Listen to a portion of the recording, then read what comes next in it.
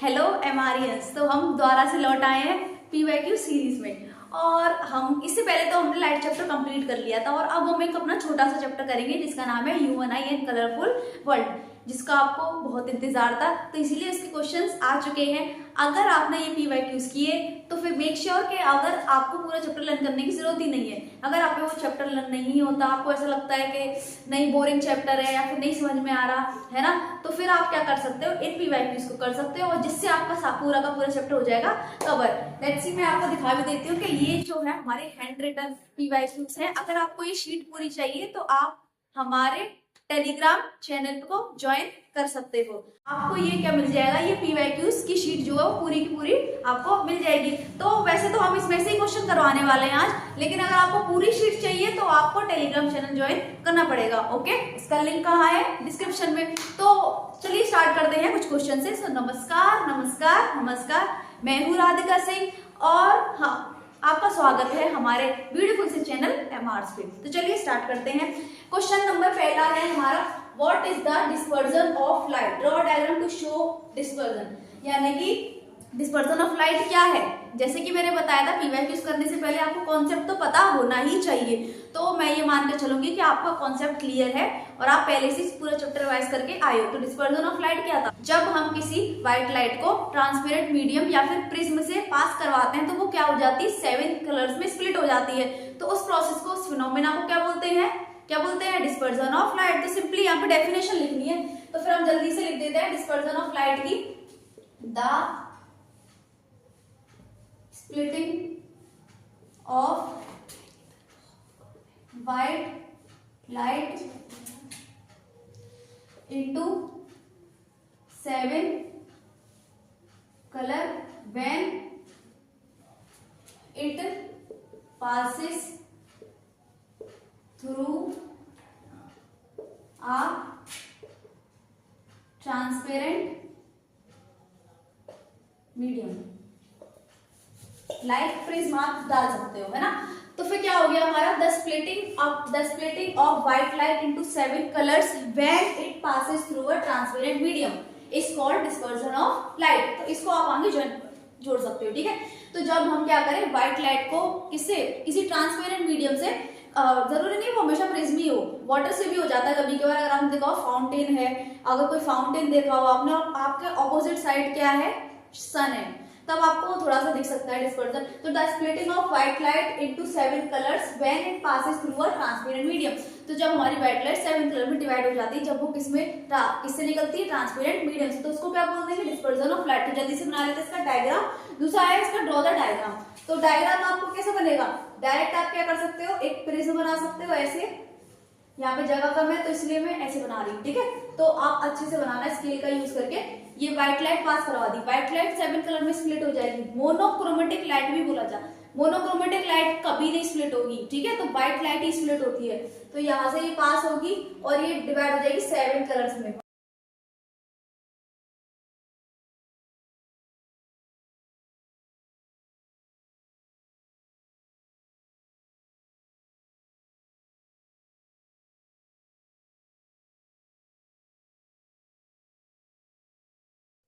तो आपको डायग्राम दिख रहा है, आपने ये डायग्राम एनसीईआरटी में देखा होगा कि व्हाइट लाइट जो है ये क्या है हमारी व्हाइट लाइट क्या जा रही है, प्रिज्म के थ्रू जा रही है और वो किसमें स्प्लिट हो रही है, 7 कलर में, विद ग्योर में, ठीक है। तो इस डायग्राम को अच्छे से प्रैक्टिस करके जाना है, ठीक है।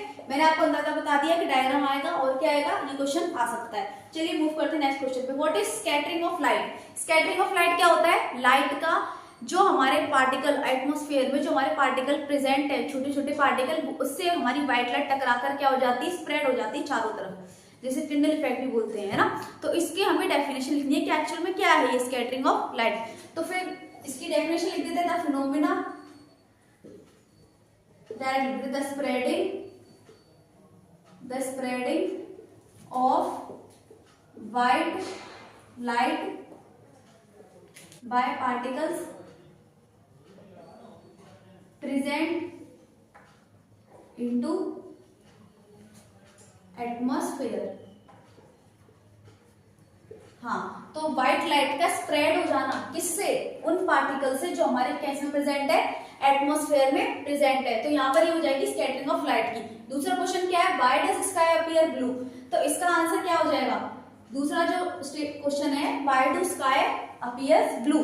तो एक्चुअल में होता क्या है कि हमारे एटमॉस्फेयर में कई सारे मॉलिक्यूल पार्टिकल प्रेजेंट होते हैं, तो जब लाइट उससे टकराती है, जो एयर मॉलिक्यूल्स होते हैं वो शॉर्टर वेवलेंथ वाली लाइट को ज्यादा स्कैटर करते हैं। शॉर्टर वेवलेंथ जैसे ब्लू, इंडिगो, है ना, ब्लू इंडिगो, जैसे यहाँ से स्टार्ट करो, ब्लू इंडिगो वॉयलेट, तो ये जो शॉर्टर वेवलेंथ वाली विबग्योर होता है ना हमारा, तो शॉर्टर वेवलेंथ वाली एरी, तो यानी कि जो एयर मॉलिक्यूल्स जो प्रेजेंट होते हैं वो शॉर्टर वेवलेंथ वाली को स्प्लिट करते हैं, फैलाते हैं उन वेवलेंथ को, उस वाली को स्प्लिट कर देते हैं। यानी कि जब लाइट उससे टकराएगी एयर मॉलिक्यूल से, तो सबसे पहले कौन से कलर हमें दिखाई देंगे, ये वाले, ठीक है। और जो लॉन्गर वेवलेंथ वाले होते हैं इनके कंपैरिजन में वो कम स्प्रेड हो पाते हैं, तो इसलिए हमें ये वाले कलर ज्यादा दिखाई नहीं देते। तो इसका सिंपल सा रीजन ये है कि जब लाइट आती है, व्हाइट लाइट एयर मॉलिक्यूल से टकराती है, एयर मॉलिक्यूल से टकराने के बाद जो शॉर्टर वेवलेंथ है हमारी, यानी कि ये कलर जल्दी स्कैटर हो जाएंगे as comparison to this colour. क्यों, क्योंकि इनकी वेवलेंथ क्या है, बहुत ज्यादा है, तो वो ही ब्लू कलर हमें दिखाई देता है स्काई में, इसी वजह से हमें स्काई क्या दिखाई देता है, ब्लू। तो फटाफट इसका आंसर जल्दी से लिख देते हैं, because the air molecules present in the atmosphere scatter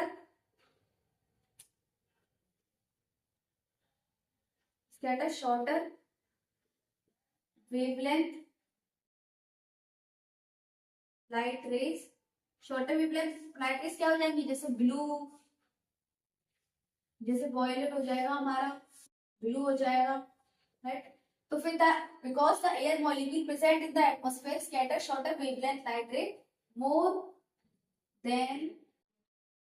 more than the longer wavelength light ray। ये क्या है, ये है हमारा red, orange, yellow etcetera. Thus this blue color, this blue light ray enter our eyes, which make sky look blue।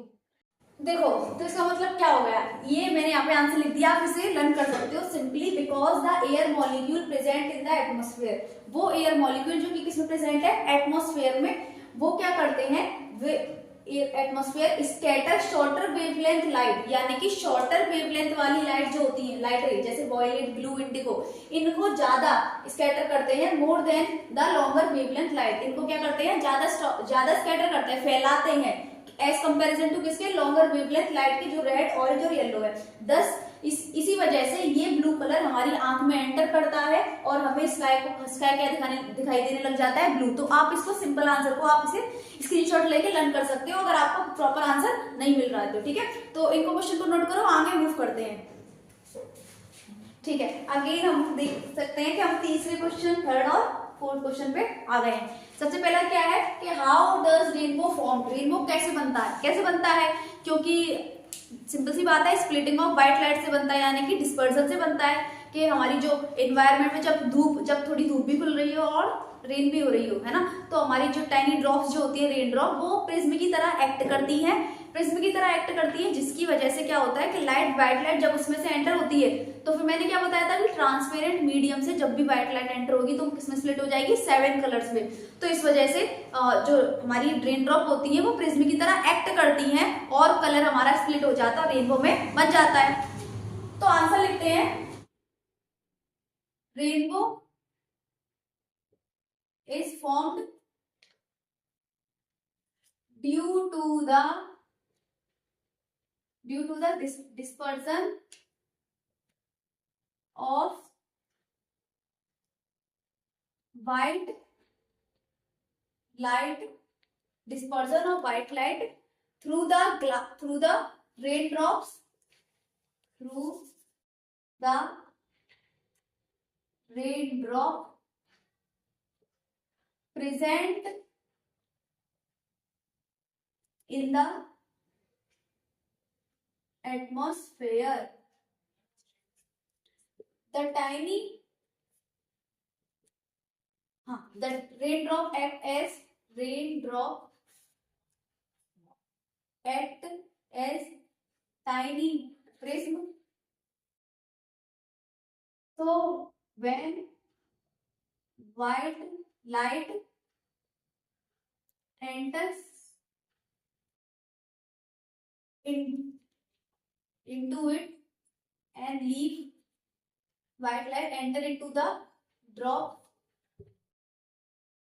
and leave it, the various color present in light spread and form split and form rainbow. ठीक है, तो हमारा जो question है answer मैंने लिख दिया, यानी कि rainbow is form due to the dispersion of white light. यानी कि रेनबो कैसे बनता है? व्हाइट लाइट के डिस्पर्जन से। जो व्हाइट लाइट है वो किसमें एंटर करती है? डिस्पर्जन से, through the rain drop present in the atmosphere. यानी कि एटमोस्फेयर में जो रेन ड्रॉप्स प्रेजेंट है उससे क्या होता है, जब व्हाइट लाइट एंटर करती है तो वो 7 कलर में स्प्लिट हो जाती है।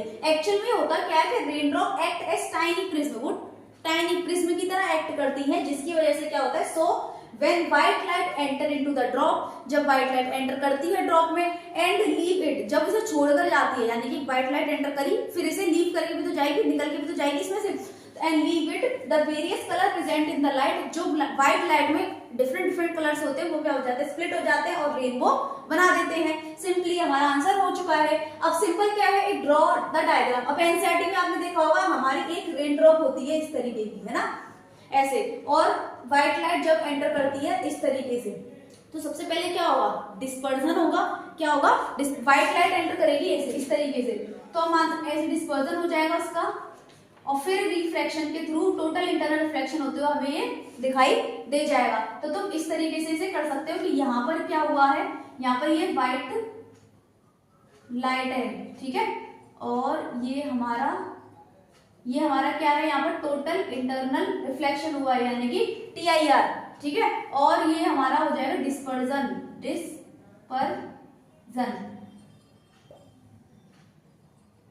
तो मैंने बस डायग्राम का आइडिया बताया आपको। ये एनसीईआरटी में प्रॉपर्ली दे रखा है कि एक ड्रॉप बनी है, आपने रेनबो वाला सेक्शन देखा होगा, तो वहां पर सिंपली डायग्राम बनाया रेन ड्रॉप का, उसमें लाइट एंटर कर रही है और उसमें डिस्पर्जन, सबसे पहले क्या होता है, रिफ्लेक्शन होता है, फिर अंदर जाकर टोटल इंटरनल रिफ्लेक्शन होता है, और फिर जब रेन ड्रॉप वापस आती है तो डिस्पर्जन हो जाता है, फाइनल डिस्पर्जन हो जाता है, लाइट स्प्लिट हो जाती है 7 कलर में। तो आप उस डायग्राम को अच्छे से पढ़ के जाना, बना के जाना एक अच्छे से, ठीक है। तो और आंसर तो मैंने लिखवा ही दिया, तो आप इसे लर्न कर सकते हो सिंपली। तो अब क्या, define the power of accommodation of human आई। दूसरा क्वेश्चन है, पावर ऑफ अकोमोडेशन क्या होता है?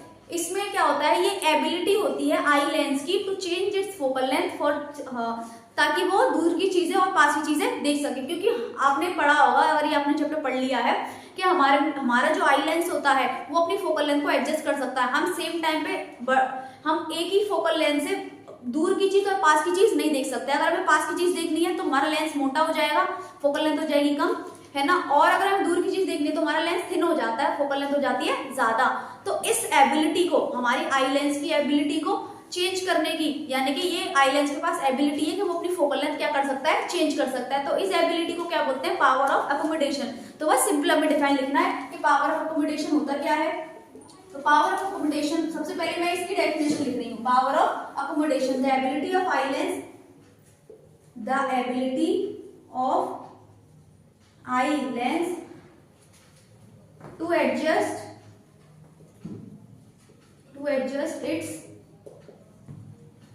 focal length, the ability of eye lens to adjust its focal length for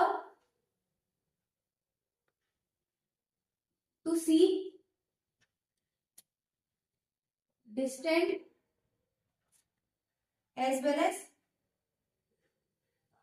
near by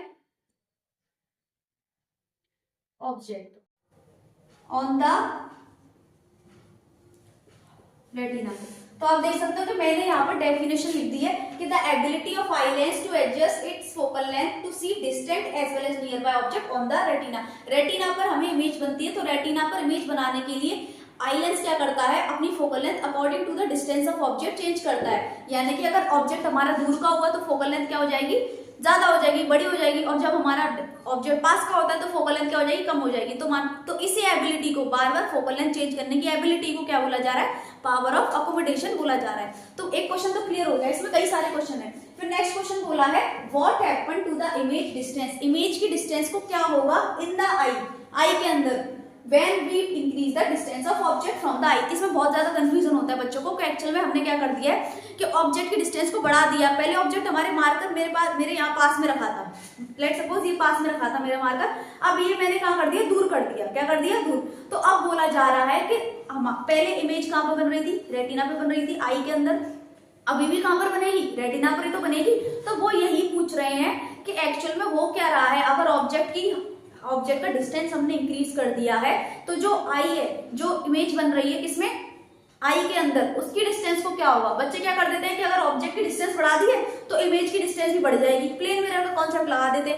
नहीं, अरे आई का रेटिना तो फिक्स है ना, चाहे ऑब्जेक्ट दूर रखाओ चाहे ऑब्जेक्ट पास में रखाओ, इमेज हमेशा रेटिना पर ही बनेगी।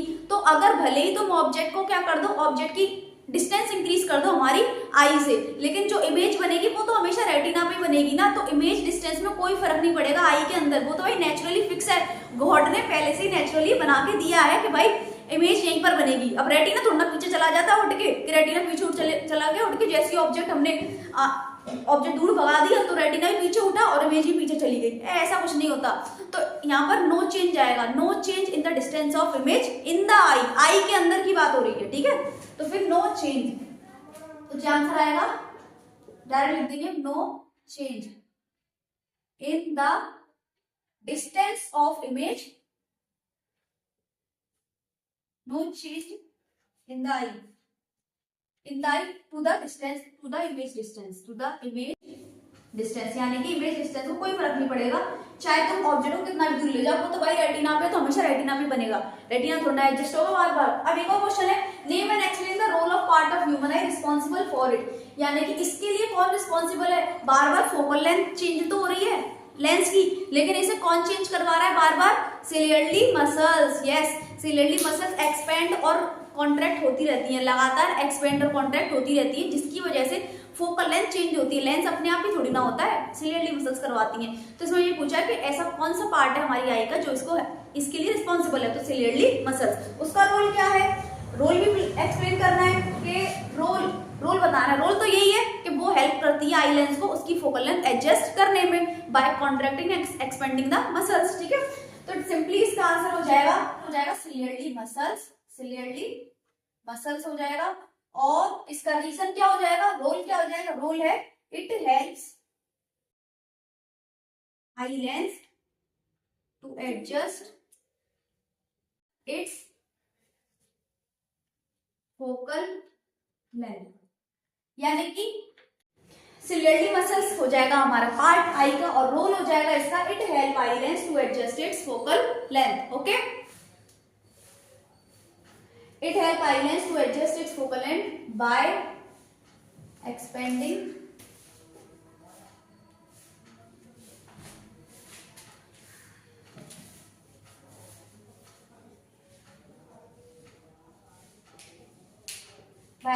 and contracting, यानी कि सिंपली क्या है, ये आई लेंस की फोकल लेंथ को एडजस्ट करने में मदद करती है, एक्सपेंड होकर और कॉन्ट्रैक्ट करके। जब इसे क्या करना पड़ता है, लेंस को मोटा करना पड़ता है, तो ये कॉन्ट्रैक्ट करती है, और लेकिन जब ये लेंस को पतला करना चाहती है तो रिलैक्स हो जाती है इजीली, तो लेंस हमारा क्या हो जाता है, पतला हो जाता है। तो ये भी हमारा क्वेश्चन हो गया कंप्लीट। तो जल्दी से ले लीजिए स्क्रीनशॉट, आगे चलते हैं।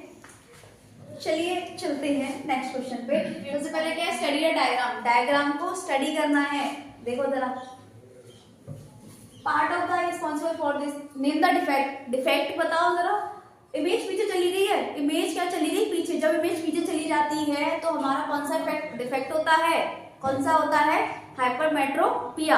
हमें क्या करना था कि पास की चीजें देखनी थी, लेकिन आई लेंस का फोकल लेंथ इतनी ज्यादा कम हो चुकी है, यानी कि इतनी ज्यादा लंबी हो चुकी है, आई लेंस क्या हो चुका है? थिन हो चुका है, पतला हो चुका है, जिसकी वजह से उसकी पावर इतनी कम हो गई कि वो कन्वर्ट तो करता है लाइट रेस को, इमेज तो फॉर्म करता है, लेकिन बहुत देर बाद, जब तक कि वो रेटिना के पीछे बन जाती है और हमें अच्छे से दिखाई नहीं देता है। तो फिर इस वजह से डिफेक्ट का नाम क्या हो जाएगा? Hypermetropia. Hypermetropia, part of the I responsible for this condition. कौन सा पार्ट रिस्पॉन्सिबल है इस कंडीशन के लिए? सिलियरली मसल्स या फिर आई लेंस? बताइए जरा। अच्छा, इसका मैं क्या करूंगी, मैं इसका आंसर नहीं बता रही, इसका आपको कमेंट सेक्शन में देना पड़ेगा कि थोड़ा सोच के बताओ कि कौन रिस्पॉन्सिबल होगा, आई लेंस होगा या फिर सिलियरली मसल्स होगा। यानी कि सिलियरली मसल्स ही तो फोकल लेंथ चेंज कर रही थी बार बार, तो अब फोकल लेंथ चेंज नहीं हो पा रही, यानी कि आई लेंस हो चुका है थिन। तो फिर कौन होगा? सिलियरली मसल या फिर आई लेंस? इसका आंसर देना कमेंट सेक्शन में, ठीक है? मैं वेट करूंगी, फिर चेक करते हैं कौन इसका आंसर सही है। List two causes and type of lens corrected. दो कॉज बताने हैं कि ऐसा क्यों होता है, ये हो क्यों रहा है। कॉज क्या है इसका? सबसे पहला कॉज क्या है कि due to low converging power of lens. Lens की पावर इतनी कम हो चुकी है कि वो लाइट रेस को ढंग से कन्वर्ट नहीं कर पा रहा, due to low converging power of lens. Next हमारा हो जाएगा due to eyeball be too short. ये हो जाएंगे इसके कॉजेस, यानी पावर, लेंस की पावर बहुत ज्यादा कम हो चुकी है। दूसरा, आईबॉल जो होती है हमारी, इस पूरी की इसकी जो लेंथ हो चुकी है बहुत ज्यादा छोटी हो चुकी है, ठीक है। दूसरा क्या है? Type of lens corrected. इसको कौन करेक्ट कर सकता है? कौन कर सकता है? बताइए जरा, कौन कर सकता है? हमें पावर बढ़ानी है ना, किसकी? लेंस की। लो हो चुकी है, हमें पावर को इंक्रीज करना है तो हमें एक ऐसा ही लेंस लगाना पड़ेगा, यानी कि कॉन्वेक्स लेंस। अब इसका रोल बताना है कि इसको लगाने से होगा क्या। इसको लगाने से भाई होगा क्या कि लेंस की पावर इंक्रीज हो जाएगी और इजीली इमेज जो है रेटिना पर बन जाएगी। तो फिर तुम लिख सकते हो this will increase the power of eye lens. This will increase the power of eye lens and helps to converge light rays on the retina to see image, है ना। कॉन्वेक्स लेंस यानी कि ये क्या करता है, हमें ऐसा लेंस हमारी आंख में ऐसा ही हम सामने लगा देंगे। इसकी पावर क्या होती है? इसकी फोकल लेंथ होती है पॉजिटिव, इसकी फोकल लेंथ क्या होती है? पॉजिटिव। तो पॉजिटिव मिलेंगे तो लेंस की पावर हो जाएगी बहुत ज्यादा, तो हमें ज्यादा पावर ही चाहिए, है ना। अगर तुम मान लो यहाँ पे ये लगाया होता तुमने, ये दोनों, तो इसकी नेगेटिव होती है प्लस माइनस और कम हो जाती पावर, इसलिए हमने ये नहीं लगाया। हमने क्या लगाया? कॉन्वेक्स लेंस, ताकि पावर हो जाए इंक्रीज। तो कॉन्वेक्स लेंस क्या करेगा? This will increase the power of lens, lens की पावर को इंक्रीज करने में मदद करेगा और इसकी और लाइट रेस को कन्वर्ट करने में क्या करेगा? हेल्प करेगा रेटिना पर। डायरेक्टली अगर हम यहाँ पर लेंस लगा देते हैं तो ये सिंपली डायरेक्टली रेटिना पर कन्वर्ट हो जाएंगे और इमेज हमें पीछे की बजाय कहाँ बन जाएगी? रेटिना पर। ओके, जल्दी से नोट करो इस क्वेश्चन को। अब हमें क्या करना है? क्वेश्चन आगे, state the reason for myopia. Myopia का क्या रीजन हो सकता है? जस्ट अपोजिट टू हाइपरमेट्रोपिया, यानी कि हाइपरमेट्रोपिया वहां पे क्या हुआ था? बेबी लो पावर, लेंस की पावर लो हुई थी, लेकिन यहाँ पर उल्टा हो जाएगा। यहाँ पर लेंस की पावर क्या हो जाएगी? क्या हो जाएगी? हाई हो जाएगी, due to high convergent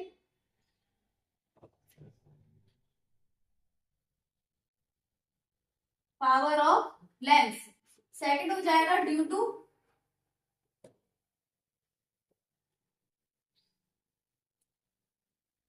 eyeball be too long, यानी कि आईबॉल बहुत ज्यादा बड़ा हो जाता है ना, इसका रीजन ये हो जाएगा। अब दूसरा बोला है कि डायग्राम बताना है हमें। क्या बताना है? Diagram. Image form by myopic eyes. अभी मायोपिक आइज की डायग्राम पूछा है हमसे, यानी कि अभी लेंस लगाया नहीं हमने, तो फिर इसका डायग्राम क्या हो जाएगा मायोपिक आइज का? पहले आप एक आइज बनाओ, ऐसे डायग्राम अच्छे से रट के जाना। यहाँ पर हमारा लेंस था, तो जब इंफिनिटी से लाइट रे आएंगी तो कैसी आएंगी? पैरेलल आती है। तो इसकी, क्योंकि हमारा लेंस हो चुका है मोटा, क्योंकि हाई कन्वर्जन पावर हो गई ना उसकी, तो इसलिए वो जल्दी से लाइट रे पहले ही कन्वर्ज कर देगा। पहले ही कन्वर्ज करने की वजह से इमेज बन जाएगी यहाँ, मतलब रेटिना से आगे। तो ये हो जाएगा मायोपिक आइज का डायग्राम। दूसरा क्या बोला है, correction of myopic using N appropriate lens, यानी कि उसका डायग्राम बनाना है जिसमें हमने अब करेक्शन कर दिया है लेंस लगाकर। तब क्या होगा, तब क्या होगा, सिंपली क्या होगा कि द्वारा से हम क्या करेंगे, आई लेंस बनाएंगे। यहाँ आई लेंस हमें कौन सा लगाना है, इस बार लाएंगे कॉनकेव। अब रेज आएंगी ऐसे इस तरीके से, पहले डाइवर्ज होंगी, फिर हम पीछे इसे ले जाएंगे ताकि लगे कि इमेज, ये हमारा हो जाएगा ऑब्जेक्ट, वर्चुअल ऑब्जेक्ट इस तरीके से। और ये हमारा हो चुका था लेंस, आई लेंस, और ये सीधे डायरेक्ट क्या कर देगा, कन्वर्ज कर देगा इमेज को। ओके, तो यहाँ पर हमारे डायग्राम बन चुका है। आप अच्छे से एनसीईआरटी की बुक में से देख सकते हो, या फिर आपके पास कोई भी बुक हो, इजीली आपको अवेलेबल हो जाएगा डायग्राम। तो आप देख सकते हो कि सब कुछ बना दिया, रीजन लिख दिया और डायग्राम बना दिया। ठीक है, तो इसको ये भी क्वेश्चन आने की बहुत ज्यादा पॉसिबिलिटी है, क्योंकि हाइपरमेट्रोपिया डिफेक्ट्स वगैरह में से क्वेश्चन ज्यादा आते हैं मेजरली। तो हमने 2 क्वेश्चन डिफेक्ट कर लिए, और हमने डिस्पर्जन पे भी किया है ना, डिस्पर्जन पे किया था अभी, और डायग्राम भी वगैरह भी सीख लिए हमने। ठीक है, तो फिर इसे नोट करो जल्दी से। अब हम क्वेश्चन करेंगे, व्हाई डू स्टार्स ट्विंकल और प्लैनेट डू नॉट। ये बहुत ज्यादा इंपॉर्टेंट क्वेश्चन है, इसका आंसर भी बच्चों को लर्न नहीं होता है। तो मैं यहाँ पर एक सिंपल सा एक आंसर देने वाली हूँ, लिखने वाली हूँ, तो आप उसे अच्छे से कर लेना। चलिए लिखते हैं आंसर कि एक्चुअल में स्टार्स ट्विंकल क्यों करते हैं, क्यों करते हैं, एटमॉस्फेरिक रिफ्लेक्शन की वजह से, वो तो सबको ही पता है। अब भाई आंसर तो लिख दो, stars twinkle due to atmospheric refraction. Stars act as a point source.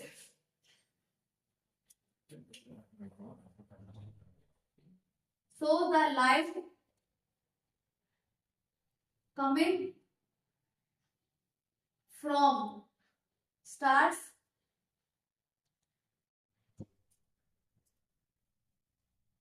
have to travel through many layers of atmosphere, which causes multiple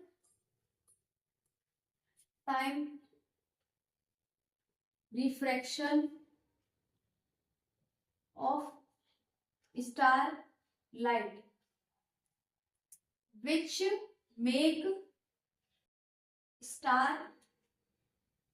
make position of star fluctuate and brightness to vary.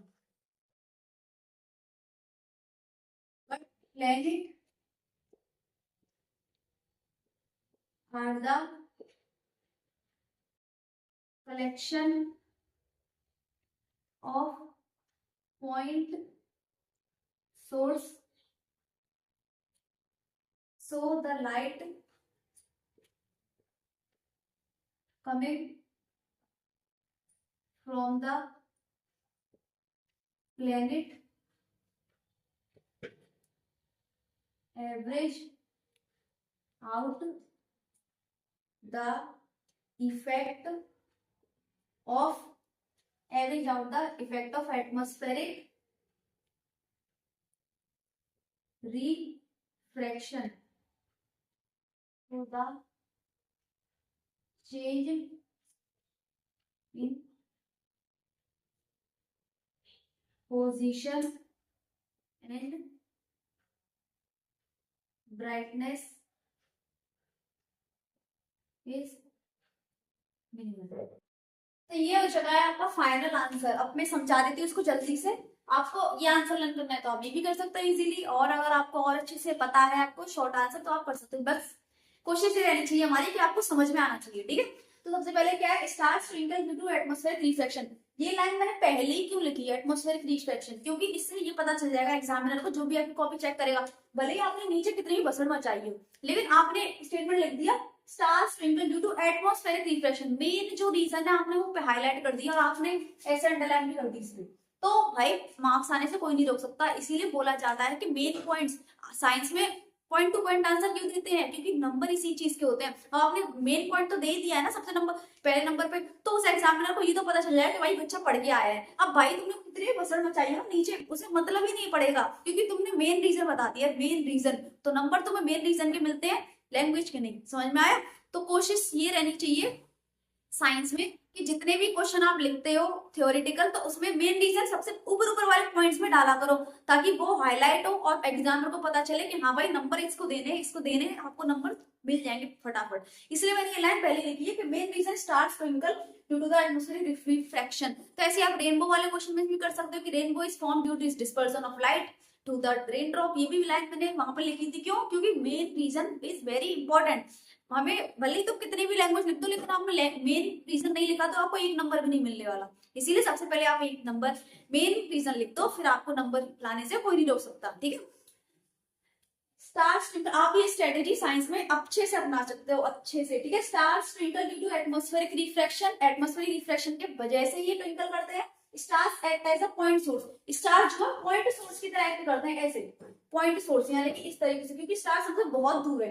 तो इसमें से जो light आती है, so the light coming from the stars have to travel through many layers of atmosphere. अब हमें पता है एटमॉस्फेयर में कई तरीके की लेयर्स होती हैं और सारी लेयर्स की डेंसिटीज क्या होती है, अलग अलग होती हैं। तो जब स्टारलाइट आती है तो उसको कई सारे लेयर से होकर गुजरना पड़ता है, तो उसको ट्रेवल करना पड़ता है बहुत सारी लेयर से, which cause multiple time reflection of light रे, जिसकी वजह से अब देखो जैसे हमारा ये है स्टार्स है, यहाँ पर लेयर है, ठीक है, इस तरीके से। तो अब भाई स्टार में से जो लाइट निकल के आएगी उसको क्या करना पड़ेगा, यहाँ पे सबकी अलग अलग डेंसिटीज है, तो लाइट कई बार क्या हो जाएगा, रिफ्रैक्ट हो जाएगी इस तरीके से, कई बार रिफ्रैक्ट हो जाएगी इस तरीके से। ठीक है, तो ऐसे ही उन्होंने बोला है कि क्योंकि एटमॉस्फेयर में बहुत सारी लेयर्स हैं, इसकी वजह से जो रिफ्रैक्शन है वो मल्टीपल टाइम्स हो जाएगा। क्या हो जाएगा? मल्टीपल टाइम्स, विच में पोजीशन ऑफ स्टार फ्लक्चुएट, जिसकी वजह से स्टार्स की पोजीशन फ्लक्चुएट होती हुई हमें दिखाई दे जाती है। मतलब ऐसा लगता है कि स्टार्स की जो है, क्योंकि हमारी